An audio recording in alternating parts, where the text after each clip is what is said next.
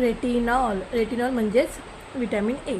So retinol काय करतं exactly? Retinol म्हणजे आपल्या स्किनचं टेक्स्चर सुधारतं, आपल्या सुरकुत्या कमी करतं किंवा आपलं एजिंग कमी करायला हेल्प करतं, म्हणजे इनडायरेक्टली कोलॅजन बूस्ट करतं. त्याबरोबरच आपल्या स्किनचं टेक्स्चर सुधारतं, थोडीशी स्किन ब्राईटनर आणण्यासाठी मदत करतं. ती त्वचा जाऊन नवीन त्वचा आणण्याचं काम रेटिनॉल करतं. अँटी एजिंगचं काम हे खूप चांगल्या पद्धतीने करतं. कधी लावायचं रेटिनॉल? फक्त आणि फक्त रात्री लावायचं. किती? एवढं मुगाच्या डाळी एवढं किंवा आपल्या तुरीच्या डाळी एवढं मी म्हणू शकते तेवढंच लावायचं असतं. खूप जास्त लावायची गरज पडत नाही, थोड्यामुळे ते खूप जास्त चांगल्या पद्धतीने काम करतं. आणि जर ते लावण्यानंतर तुम्हाला मॉइश्चरायझर लावायचं असतं, बिकॉज त्याच्यानंतर स्किन खूप सेन्सिटिव्ह होते आणि आफ्टर सेकंड डे त्याला तुम्हाला सनस्क्रीन लावायची गरज असते.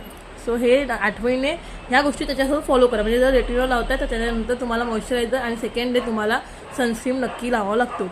हे तुम्हाला मी त्याचे क्रीम्स वगैरे सजेस्ट करते, ते तुम्ही बघू शकता आणि ते डॉक्टरच्या सल्ल्याने तुम्ही घेऊ शकता. रेटिनो ए म्हणून एक येतं आणि सेकंड वन एक आहे रेटिन.25 वाला येतं. ते दोन्ही तुम्ही वापरू शकता. एक म्हणजे म्हटलं तर मिनिमालिस्टचं एक येतं आणि एक ऑर्डिनरीचं सुद्धा येतं. तुम्ही हे चांगलं आवड घ्यायचं. प्रेग्नेंट वुमन त्यांनी लावायचं नाही, ब्रेस्ट फिडिंग मदरने सुद्धा लावायचं नाही आणि कोणी अदर असं 25च्या अदर तुम्ही लावताय तर एकदा डॉक्टरशी कन्सल्ट करून तुम्ही स्टार्ट करू शकता. बिंदास लावा.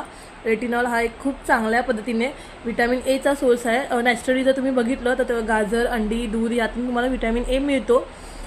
प्लस विटॅमिन हे आपल्या डोळ्यांसाठी सुद्धा आणि त्वचेसाठी सुद्धा दोघांसाठी सुद्धा खूप चांगला आहे. सो अशाच इन्फॉर्मेटिव्ह व्हिडिओसाठी माझ्या चॅनलला लाईक करा, शेअर करा, सबस्क्राईब करा. थँक्यू.